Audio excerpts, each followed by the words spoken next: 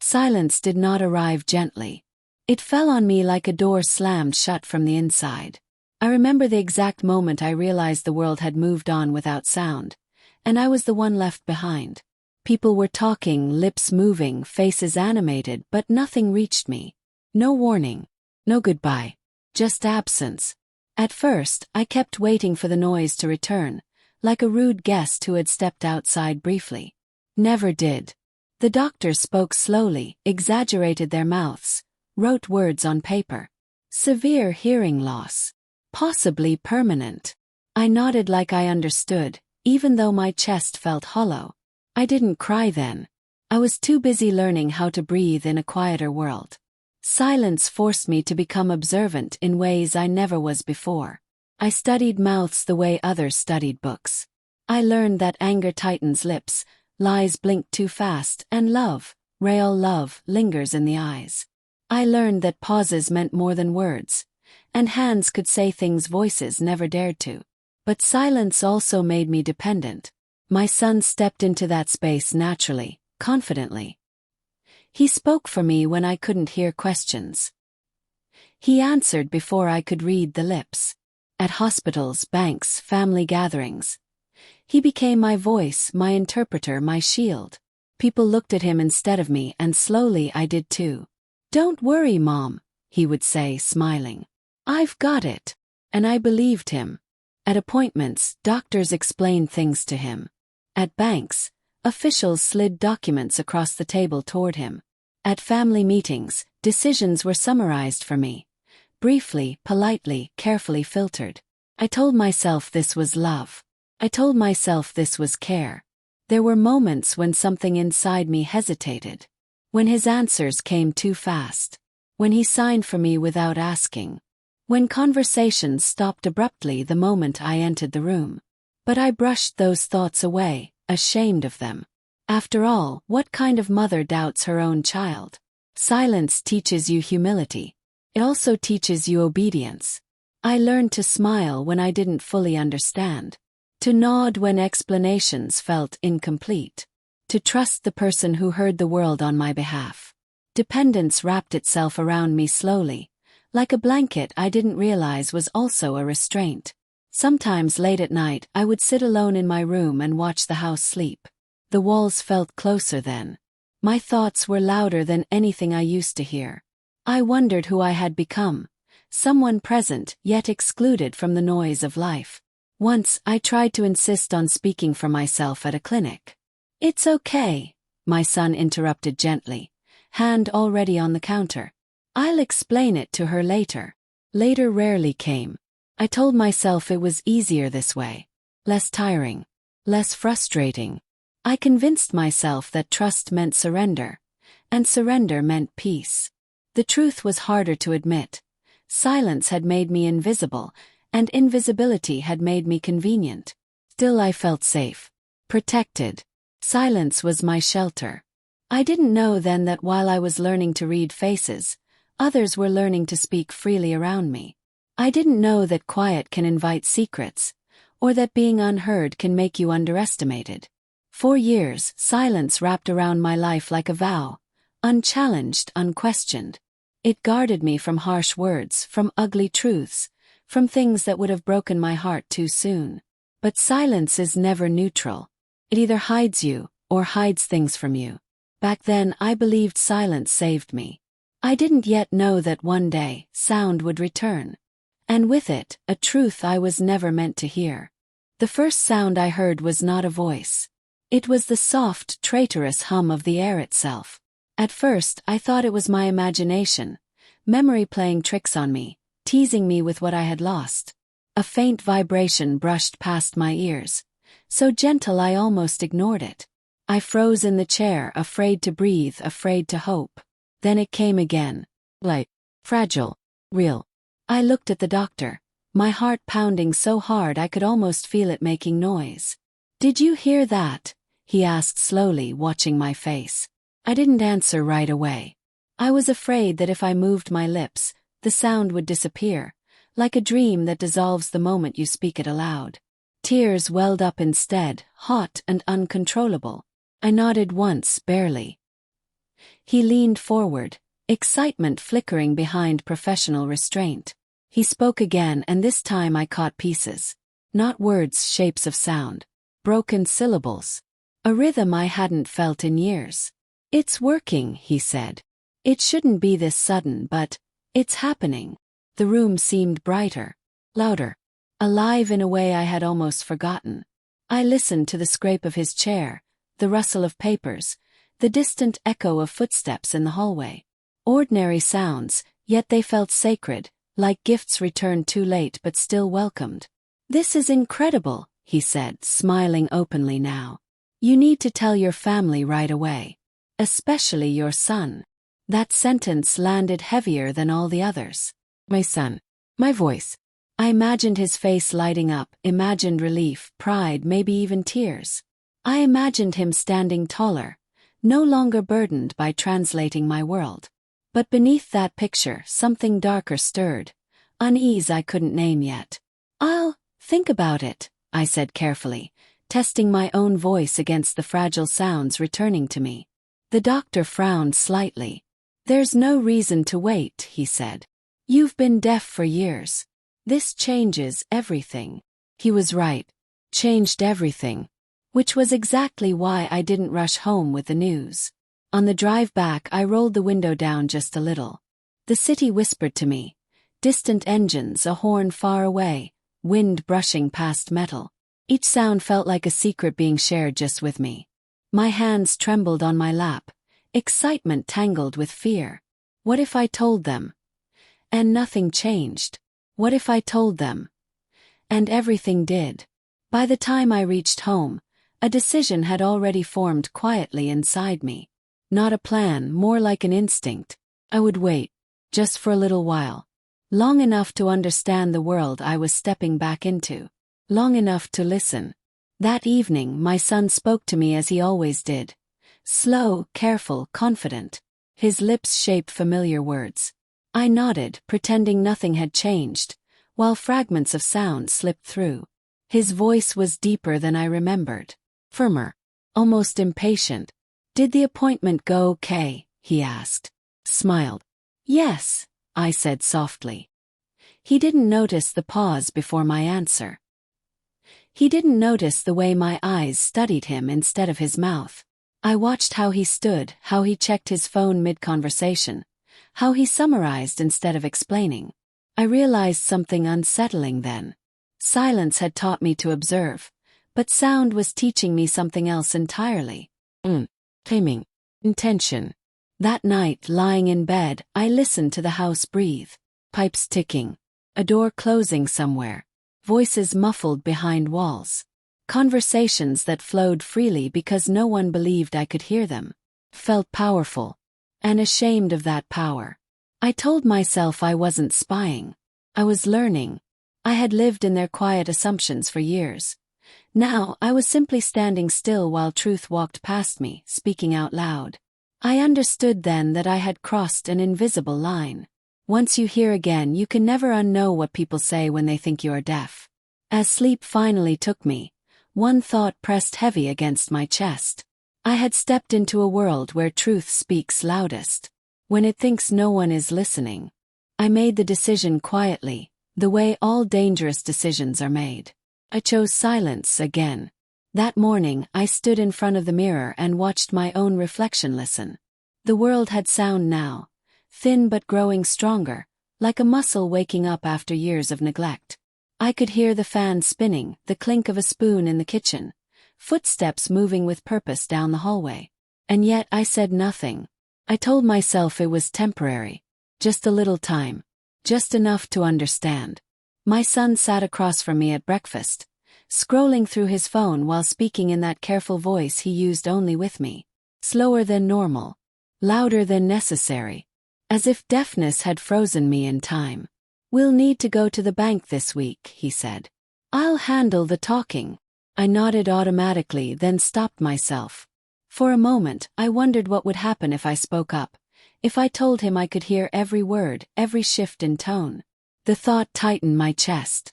I wasn't ready for his reaction. Or mine. There was something new in his voice now that I could hear it fully. a thin edge of impatience, polished smooth by politeness. His eyes flicked toward the door as he spoke, already halfway somewhere else. He wasn't asking anymore. He was informing. I noticed things I couldn't before. How explanations were shorter. How questions were answered before I finished asking them. How decisions arrived fully formed, wrapped in phrases like, "It's better this way," and "You don't need to worry." Silence had made me dependent. Sound was showing me how comfortable that dependence had become, for everyone else. Later that day, I sat in the living room while my son took a call in the kitchen. I could hear his voice clearly now, unfiltered, unperformed. He didn't know I was listening. He didn't even look in my direction. "Yes, I know," he said, irritation slipping through. "She doesn't need all the details." I held my breath. "She trusts me," he continued. "It's easier this way." Easier. The word echoed louder than any sound I had heard in years. I told myself not to jump to conclusions. People say careless things when they think they're not being heard. But once you hear a truth spoken casually, you can't pretend it didn't reach you. From that moment on, I listened. Not eagerly, not greedily, but carefully. Like someone stepping through a dark room, counting each step to avoid breaking something fragile. Conversations flowed around me as if I were furniture. Voices lowered, then relaxed again. "She won't notice," someone said one afternoon. "Just do it." They didn't use my name then. But I knew who they meant. I stayed still. Kept my face calm. I played my role well. The quiet mother, the grateful burden, the woman who didn't hear the world rearranging itself around her. Inside something was shifting. Not anger yet. Not grief. Awareness. At dinner, my son reached for papers and slid them toward me. "Just routine stuff," he said. "I'll explain later." I looked at the pages, at the signatures waiting for my hand, and felt a strange clarity settle over me. Later had become a word with no meaning. Later was where truth went to disappear. I signed nothing. That night, I sat alone in my room, listening to the house settle into sleep. Doors closed softly. A television murmured. Voices drifted through walls, careless and unguarded. Then I heard it.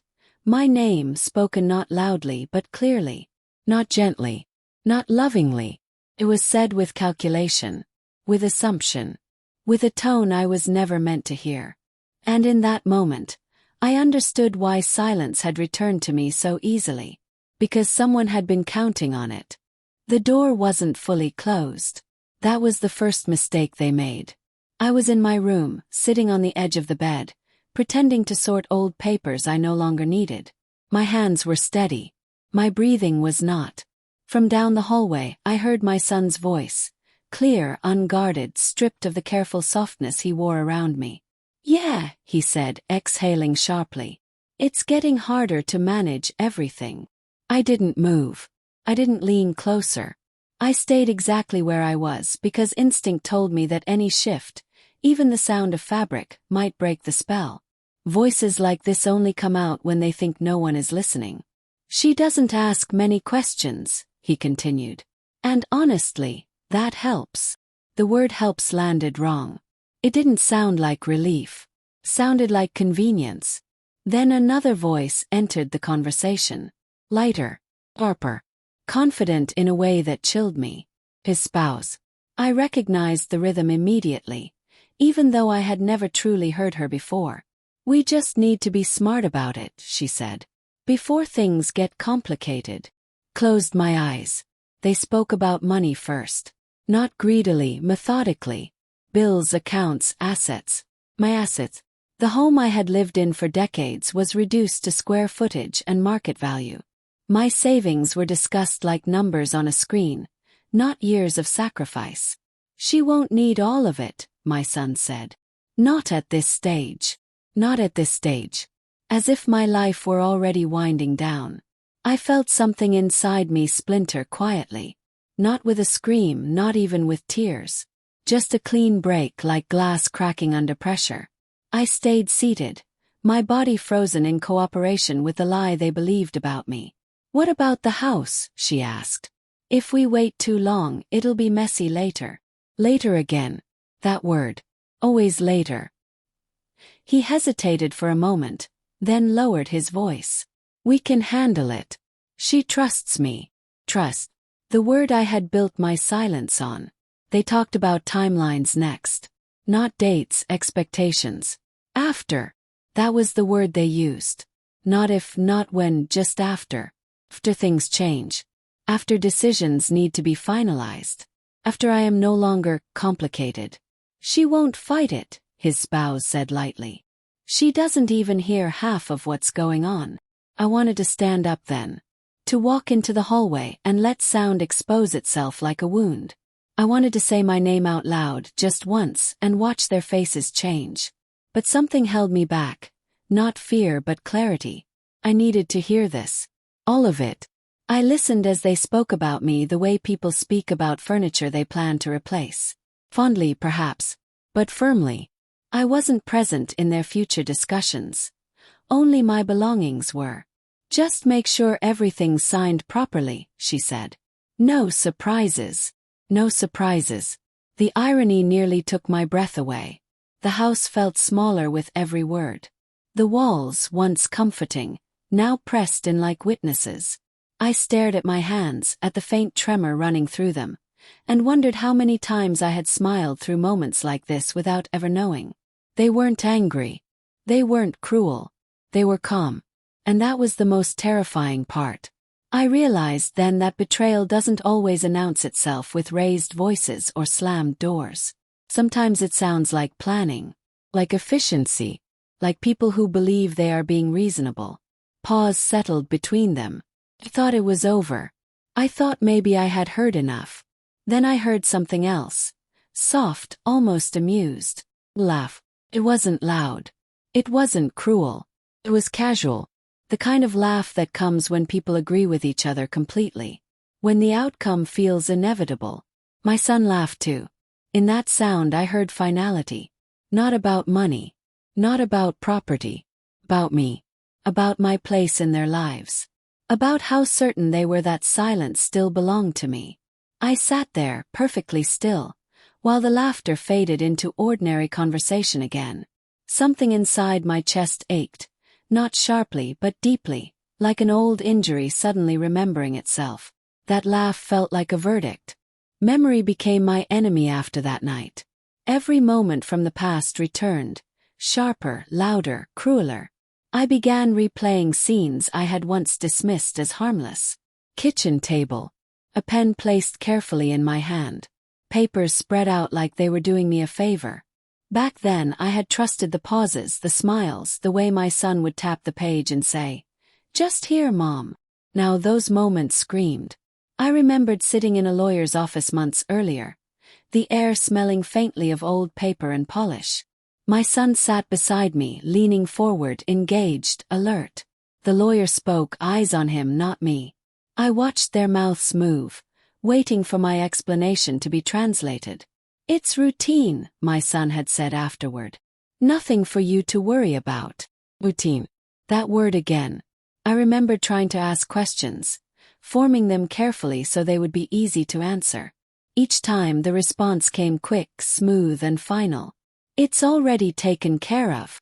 You don't need to stress. It's better this way." Better for whom? At the time, I thought my frustration came from deafness, from the exhaustion of always needing help. I blamed myself for feeling small. Now I understood something far worse had been happening. My silence hadn't just limited my hearing. It had rewritten how they saw me. Incapable, unaware, harmless. I saw it clearly now in the way explanations were shortened, as if my understanding had an expiration date. In the way conversations stopped when I entered a room, then restarted with smiles and exaggerated politeness. In the way my son would sigh quietly when I asked him to repeat something. "She gets confused easily," I heard him say one afternoon, not realizing I was close enough to hear every word. "It's just simpler if I handle it." Simpler meant quieter. Simpler meant obedient. I remembered documents I had signed without reading, not because I couldn't, but because I was told there was no need. I remembered how quickly the pen was taken from my hand once the signature was done, as if the rest of the page no longer belonged to me. One memory, in particular, refused to leave me alone. We were at the dining table. Evening light spilling across the surface. My son slid a folder toward me, his voice calm, reassuring. "It's just an update," he said. "Nothing's really changed." Had nodded then. I had trusted the warmth in his tone. I had trusted the son I raised to be kind, to be honest. Now, hearing his real voice in my memory, the firmness beneath the softness, I felt sick. They hadn't been protecting me. They had been managing me. As the days passed, I listened more closely, matching present conversations with past actions. Patterns emerged that I couldn't ignore anymore. Whenever money was involved, voices lowered. Whenever my future was mentioned, phrases became vague. "We'll deal with it later." "She doesn't need the details." I wasn't included in decisions. I was positioned around them like an object to work around. The most painful realization came slowly, like dawn breaking over something you wish would stay hidden. They weren't just making plans for me. They were making plans against me, anticipating resistance they believed would never come. One evening I stood in the hallway again, unseen, unheard. At least that's what they thought. My son was speaking, his voice tired, stripped of all pretense. "She asks too many questions lately," he said. "It's annoying." His spouse replied without hesitation. "She doesn't even understand half of it." There was no malice in her voice, only certainty. I leaned against the wall to steady myself. Every word felt heavier than the last, not because it was loud, but because it was casual. This wasn't a slip. This was belief. "She's lucky to have us," my son added. "Most people wouldn't bother." Lucky. That word burned more than anger ever could. I finally understood that my deafness had become a tool, not just a condition. It had given them permission to underestimate me, to overwrite my consent, to assume compliance. I wasn't seen as a person with agency anymore. I was a responsibility to be streamlined. And then I heard the sentence that erased every doubt I still clung to. "She won't know the difference anyway." My son said it calmly, almost kindly. In that moment, something inside me went completely still. No tears, no shaking, just a cold, unmistakable clarity. They thought my silence meant ignorance. They believed my trust meant weakness. They had no idea that I understood everything now. And that silence, once again, was listening back. They talked about my life as if it were already over. Not mournfully, efficiently. I was in the laundry room, folding clothes that no one would notice if I stopped. The hum of the dryer filled the space, steady and dull. Down the hall, their voices drifted again, unhurried, confident, unafraid. They had learned that silence, the kind they believed belonged to me, never interrupted. "We should do it sooner rather than later," my son said. "The longer we wait, the more complicated it gets." Sooner. I pressed a towel flat with my palms, grounding myself in the rough cotton. His spouse responded, her tone crisp, businesslike. "The paperwork is already drafted," she said. "It's just a matter of timing." Timing of what? Of my death. Of my obedience. They spoke of inheritance like a project that had fallen behind schedule. Counts. Property transfer. Beneficiaries. The words floated down the hallway, neat and organized, as if they were arranging furniture, not rearranging my future. "She doesn't need to be involved," my son said. "It'll just confuse her." Confuse her. As if I were a child who couldn't be trusted with sharp objects. I leaned against the counter and closed my eyes. In my chest, grief rose first. Not loud, not dramatic, but heavy. Grief for the years I had spent believing love would protect me. Grief for the son I thought would never reduce me to a liability. "She'll still be comfortable," his spouse added. "That's what matters." Comfortable. Federal housed. Managed. They weren't planning cruelty. That was the cruelest part. They spoke with the calm certainty of people who believed they were doing the right thing. My existence had become a line item, something to be minimized, maintained, eventually closed. I remembered teaching my son to count money at the kitchen table. Coins spread out. His small fingers clumsy but determined. I remembered telling him that integrity mattered more than numbers. That people came before possessions. I wondered when those lessons had expired. The house should be transferred first, she said. That way there's no dispute later. Dispute. As if I would argue. As if I still had a voice. I felt anger then, sharp and sudden, cutting through the fog of sadness.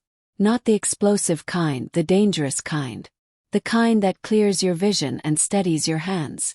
The kind that asks questions and waits patiently for answers. They were speaking as if I were already absent. As if my consent had been given by default. As if my silence were a signature they could reuse whenever needed. What if something changes? My son asked, briefly uncertain. What if she notices? There it was. The crack. His spouse laughed softly. She won't, she said. She never does. Never does. 'Cause they made sure of it. I stood there, listening, every word carving a deeper understanding into me. This wasn't about love or protection. This was about convenience. About control. About how easy it is to mistake trust for permission. They spoke about timelines again. About after. About how smooth things would be once decisions were finalized. No one mentioned me by name then. I had become an abstract concept, the situation, the issue, the responsibility. I felt something settle inside me. Heavier than rage and sharper than grief. Acceptance. Not of their plans but of the truth. The truth that silence had given them confidence. And confidence had turned into entitlement. For years, I had been careful not to burden anyone. I had swallowed frustration. I had nodded through confusion. I had believed that patience was kindness. Now I saw how patience had been interpreted. Weakness, compliance, consent. My son's voice softened again, slipping back into the tone he used when pretending to care. She's had a good life, he said. We just need to make sure things don't get messy. Messy meant emotional. Messy meant human. I opened my eyes and looked around the laundry room. The chipped paint, the familiar shelves, the quiet proof of a life lived fully and deliberately. This was my mess. My history. My right. Then his spouse said something that cut through everything else. Clean and decisive. If we don't act now, she said, we might lose control. Control. The word landed like a gavel. In that moment my silence changed shape. It was no longer fear or habit or survival. It became choice. Strategy. Time bought, not time lost. They believed the conversation was private. They believed the outcome was inevitable. They had no idea that a single word had turned my listening into resolve. And that soon, the timing they were so careful about would no longer be theirs to decide. I didn't confront them. I studied them. The day after the inheritance conversation, I woke with a strange calm. My anger had cooled into something sharper, more precise. I understood that shouting would only warn them. Silence, used correctly, could still be my ally. At breakfast, I asked my first question. Did we ever finish updating the house papers? I said casually, stirring my tea. My son didn't look up right away. Pause, small but loud to me now. Yeah, he said. Mostly. Mostly. I noted it and smiled. What does that mean? Asked gently. He cleared his throat. Just some technical things, he replied. Nothing important.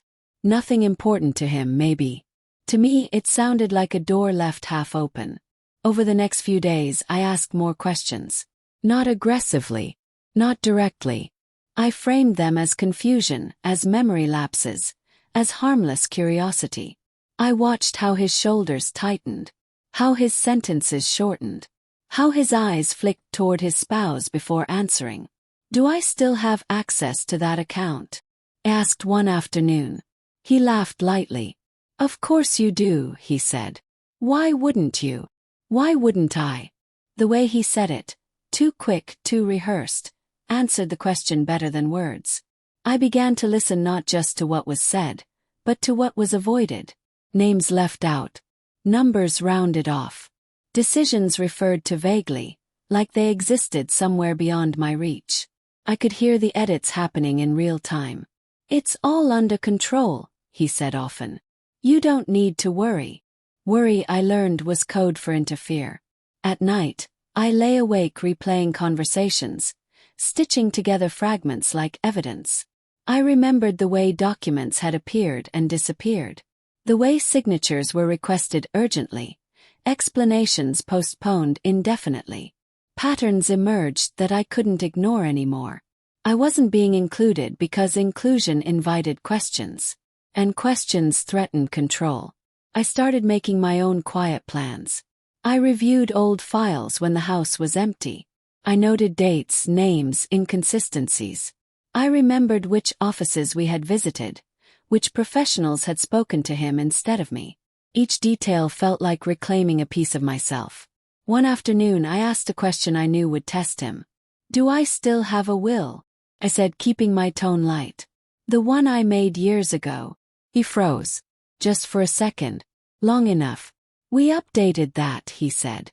"It's more appropriate now." Appropriate? For whom? What changed? Yes. He smiled, but his eyes didn't. "Just minor things," he said. "You trusted me with it." That sentence stayed with me long after he left the room. Trust had become his favorite defense, an invisible wall I was expected not to push against. I realized then that I wasn't just listening anymore. I was measuring. Every reaction, every pause, every carefully chosen word told me where the truth was buried. I didn't need confessions. I needed confirmation. And then came the moment I wasn't prepared for. I was in the hallway, pretending to look for something I didn't need, when I heard my son on the phone. His voice was low, hurried. "No, it's already done," he said. "She signed." My heart stuttered. "It's fine," he continued. "She didn't read it anyway." I leaned against the wall, the floor tilting beneath me. Signed what? When? My mind raced through memories, searching for the moment I might have missed. An afternoon, a document, a pen placed too quickly in my hand. His spouse's voice joined in, muffled but clear enough. "Good," she said. "That part can't be undone easily." Undone. The word settled deep in my chest, heavy and final. I understood then that while I had been observing, they had already moved. A step taken quietly. Legally. Permanently, perhaps. I didn't cry. I didn't move. I listened until the call ended, until the house returned to its ordinary sounds. Then I walked back to my room, closed the door, and sat on the edge of my bed. This was no longer just about betrayal. It was about damage already done. Whatever they had done in my silence had altered something fundamental. Ownership, authority, control. I didn't yet know the full extent of it, but I knew this much with terrifying clarity. They had acted without me. And reversing it would not be simple. As I sat there, the quiet felt different. Not protective. Not passive. It felt like a line being drawn, one I would have to cross carefully because whatever they had taken from me, they believed it was already theirs. And that belief was about to be tested. The truth was written down long before it was spoken. All I had to do was follow the paper. I waited for a morning when the house emptied itself. Doors closing, footsteps fading, the familiar illusion of privacy settling in. The silence felt different now. Not empty. Focused. I moved slowly, deliberately, like someone walking through a place that suddenly belonged to them again. I started with the drawer in the study. The one my son always locked. The key was exactly where he thought I would never look. Inside a mug filled with old pens. I didn't feel clever finding it. Felt tired. Folders waited inside, neatly labeled. Counts. Property. Legal.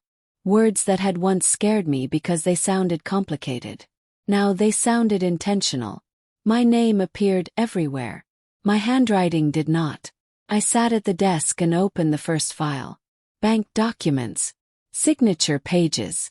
Dates that made my stomach drop. I recognized the pen strokes, mine, but not the moment. My mind raced backward, searching for the day, the setting, the explanation that had accompanied those signatures. Found it. A memory surfaced, sharp with shame. We were at the dining table. Afternoon light. Tea growing cold beside me. My son had smiled, slid the page toward me. Just confirming what we talked about, he'd said. Nothing new.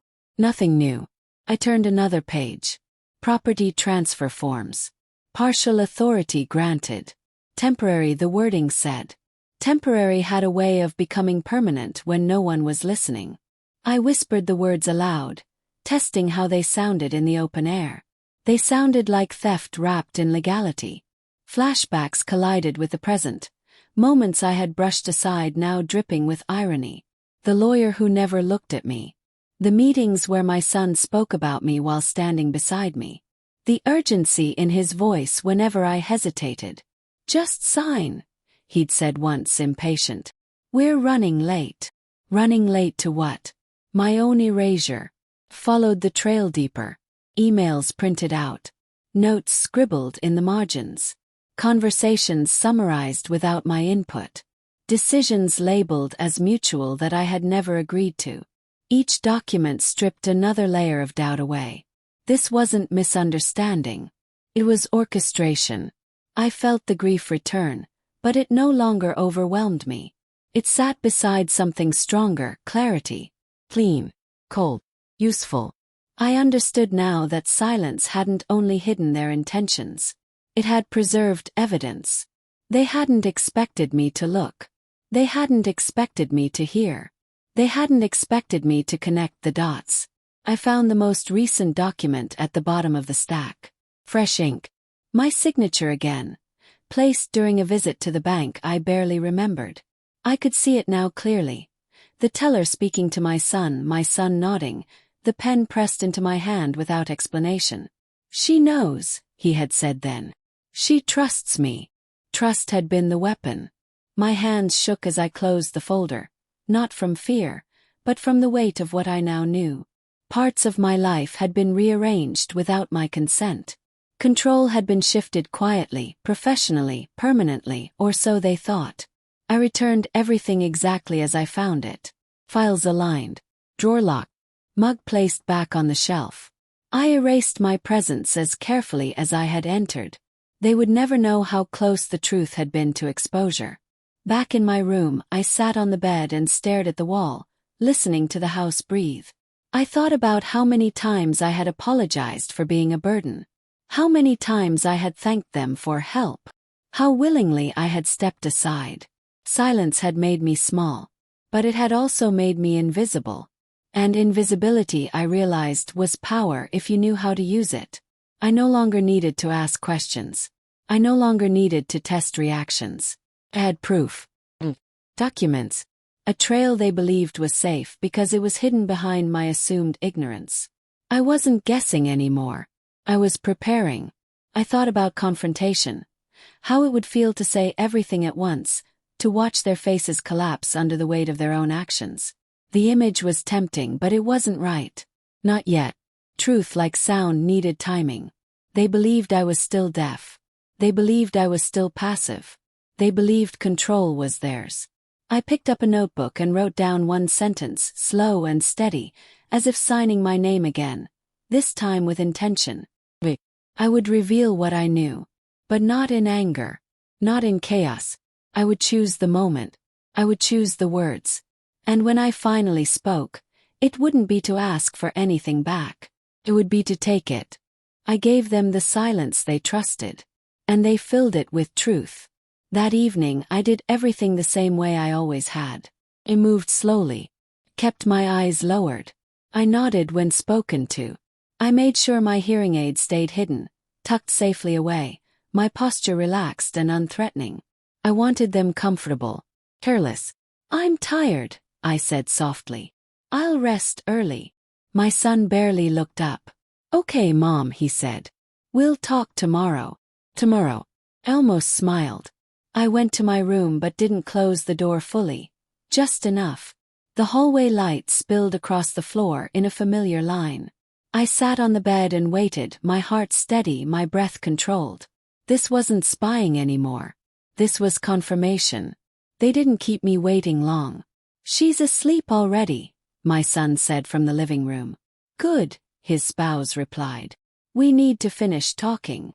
Finish. As if they had already begun without me. They lowered their voices slightly. Not enough. They never thought they needed to. I listened as chairs shifted, as papers were spread out, as the sound of confidence settled into the room. "Once the house is officially transferred," she said, "everything else becomes easier. Easier for them." He nodded audibly. "I don't want drama later," he said. "You know how people get when money's involved." "People. Not mother." "She won't fight," she said calmly. "She never does." That sentence didn't hurt the way I expected it to.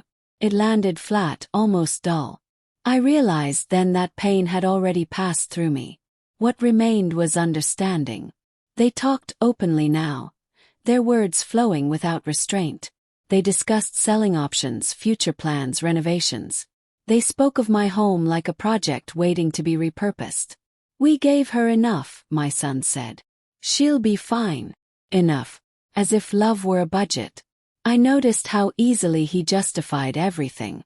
How practiced he sounded. This wasn't new to him. He had been rehearsing this narrative long before I ever heard it. Maybe even before I lost my hearing. "What if she finds out?" he asked suddenly. I held my breath. His spouse scoffed lightly. "How?" she said.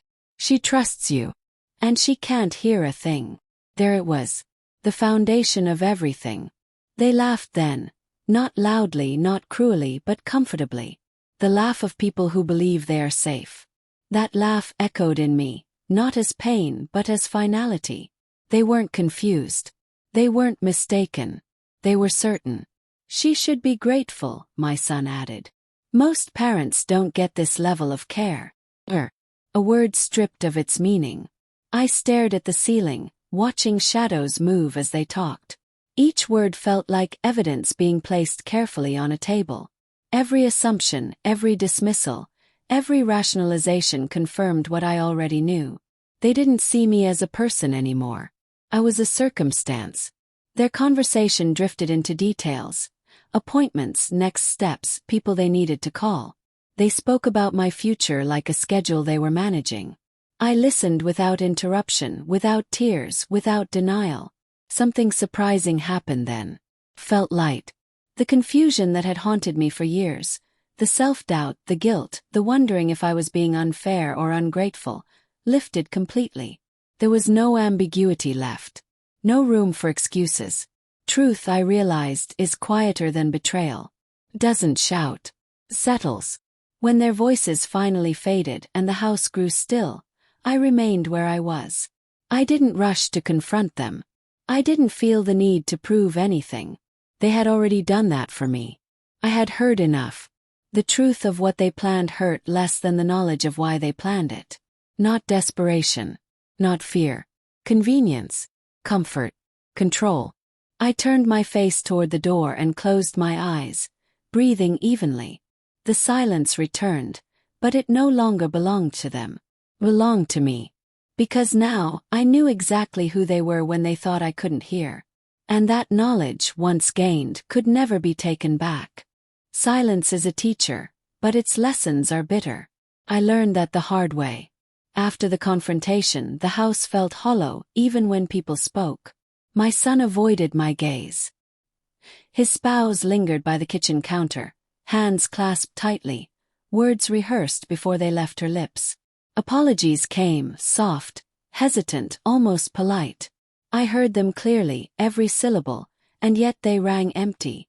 I didn't realize. My son began, voice small, uncertain. I thought. I held up a hand. "Save it," I said. "Your excuses aren't what I need." I walked slowly through the rooms, my steps deliberate, listening to my own heartbeat echo in contrast to their murmurs. Trust had collapsed here. Not violently. Not explosively. Quietly, like the slow crumbling of walls long thought stable.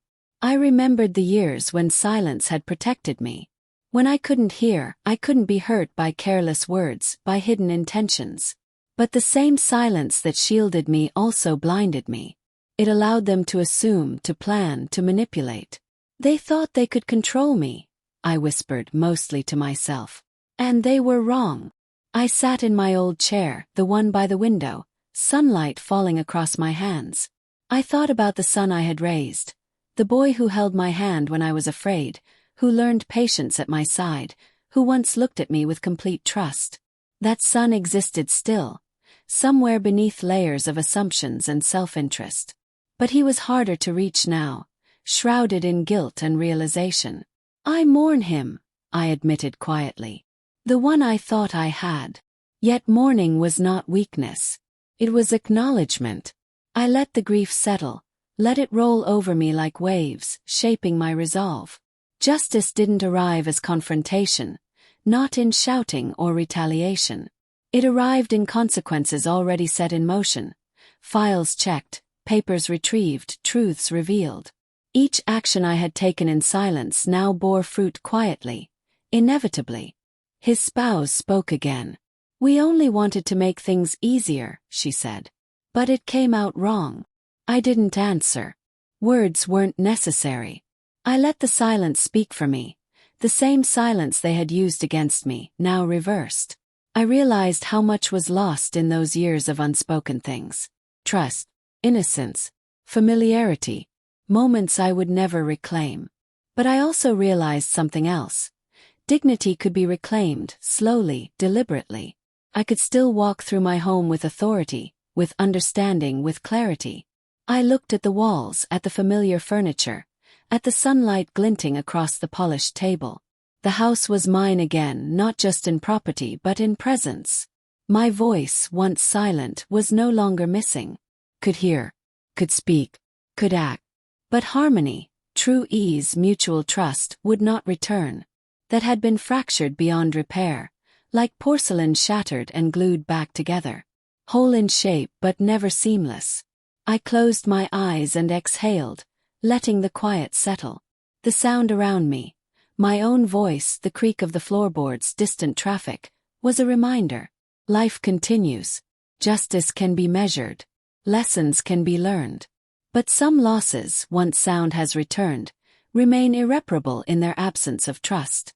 And in that moment I understood. Silence had cost us dearly. It had returned sound to me, but it would never return harmony. I didn't raise my voice when I finally spoke. I didn't have to. It happened at the breakfast table, the most ordinary place for the most irreversible moment. Sunlight filtered through the window. Cups were set down. The routine was familiar enough to keep them relaxed. My son was halfway through explaining something I hadn't asked about. "We'll take care of it," he said confidently. "You don't need to worry." I looked up at him then. Not at his mouth. At his eyes. "I know," I said. "And that's the problem." The room went still. He smiled reflexively, the way people do when they think they've misheard. "What do you mean, Mom?" Took a breath. I could hear the clock ticking on the wall. Each second felt deliberate, chosen. "I can hear you," I said calmly. "I've been able to hear for a while now." Silence fell.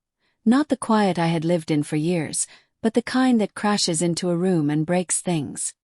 His spouse froze, cup halfway to her lips. My son's face drained slowly, as if color were being pulled out of him by force. "You're what?" he whispered. "I didn't lose my hearing again," I continued. "I got it back." His chair scraped loudly as he shifted. I heard it clearly. I heard everything. "How long?" he asked, his voice tight. I didn't answer right away. Instead, I looked between them, letting the weight of the moment settle. I wanted them to feel it, to understand that this wasn't an accident or a misunderstanding. "Long enough," I said. "To hear what you said when you thought I couldn't." His spouse tried to speak. "You're confused." "No," I said gently. I was deaf. Not confused. I watched realization dawn in his eyes, slow and terrifying. His mouth opened, then closed again. Words failed him for the first time in years. "I heard you talk about the house," I continued. "I heard you talk about timing. Control. He shook his head. Mom, you don't understand. I understand perfectly, I said. You said I wouldn't notice. You said I wouldn't know the difference. The words landed like a blow. I watched his shoulders collapse inward, watched guilt replace certainty. His spouse stood up abruptly. This isn't fair, she said. You were listening. I was hearing, I corrected. Something you assumed I couldn't do. I quoted them carefully, precisely, repeating phrases they had spoken in confidence. Each sentence stripped another layer of defense away. There was no room for denial. No escape through misunderstanding. She won't fight. She trusts me. We might lose control. With every word their faces changed. Shock hardened into fear. Fear softened into shame. The power in the room shifted so completely it felt physical, like furniture being rearranged without warning. You signed papers in my name, I said quietly. You made decisions about my life without me. My son's voice broke. I was trying to help. Help yourself, I replied. By silencing me. He reached for my hand instinctively, the way he always had when things went wrong. I pulled it back, not harshly but firmly. Don't, I said. Not now. The clock kept ticking. The house listened with us. I trusted you, I continued. I trusted you because I believed love would protect me from convenience. His spouse looked away.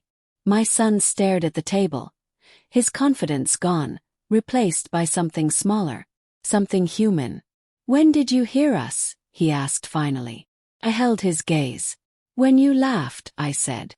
When you talked about my life as if it were already finished. That was when it hit him. His eyes widened, and I saw the exact moment he understood. Not just that I could hear, but that I had heard everything. Every plan. Every assumption. Every careless word spoken behind a door that wasn't quite closed. I didn't mean, he started. I know, I said. And that's what hurts most. I stood up slowly, steady on my feet. Steadier than I had felt in years. The room felt different now. Smaller for them. Larger for me. I'm not here to argue, I said. I'm here to tell you this ends now. They didn't respond. They couldn't. As I walked away from the table, I heard my son exhale sharply, a sound full of regret and disbelief. He finally understood the cost of underestimating silence. And for the first time since I lost my hearing, I wasn't the one left listening in the aftermath. I used to think hearing was everything. Now I know listening is something else entirely. Sitting by the window, sunlight falling across my hands, I realize how much power resides in silence. Not the silence of absence, but the silence of choice. For years, I believed my deafness made me small, invisible, dependent. Yet in that quiet, I learned more than I ever could through sound. I learned faces. I learned intention. I learned the truths people tried to hide. I learned that vulnerability is not weakness. It is a lens, tool, a way to see the patterns people think are invisible. I speak to you now, not to justify what I did, but to share what I discovered. You do not need volume to understand someone's heart. You do not need words to measure trust or deceit. You do not need permission to reclaim yourself once you recognize it has been taken. For years, I believed I was powerless. I relied on others, hoping they would protect me, guide me, speak for me. And for a while they did. But protection turned into control, guidance into manipulation, and speech into assumptions about my silence. I didn't mean to. I once heard, and I let it slide.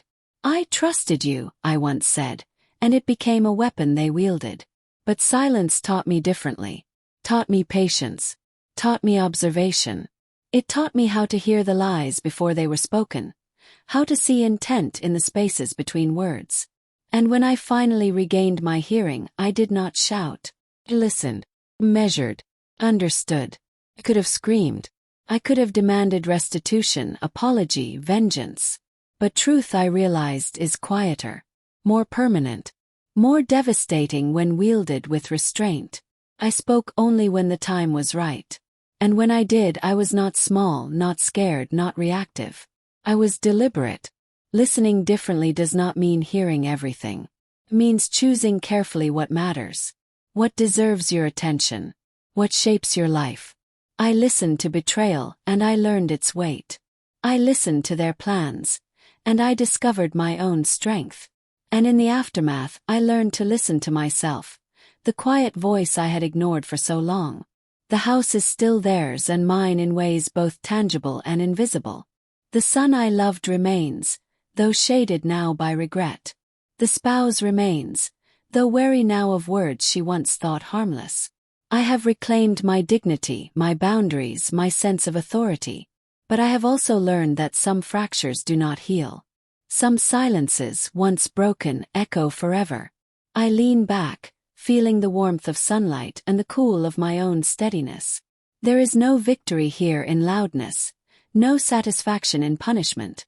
There is only clarity, understanding, the power to decide what I will accept, what I will react to, and what I will let pass. I speak to you now as I always wanted to be heard. Not because my ears are open, but because my mind is. Not because I can catch every sound, but because I can discern the truths worth acknowledging. Some voices are noise. Some are guidance. Some are dangerous. I have learned the difference. And so I choose. I choose what I will hear. I choose what I will trust. I choose the spaces where my silence matters, and the moments when my voice must be spoken. I didn't lose my hearing again, but I did gain something far more profound. A sense of agency. A sense of clarity. A sense of self that no one can undermine again. From now on the world will speak. And I will listen, carefully, deliberately, wisely. Silence, once my limitation, has become my power. And hearing, once my longing, has become my tool. I open my eyes and look at the house, at the light, at the life I continue to live. The echoes of betrayal linger, but they do not define me. They are merely lessons, reminders, proof that listening differently changes everything. I close this chapter, not in revenge, not in triumph, but in quiet understanding. I didn't lose my hearing again, but I chose carefully what I would listen to from now on.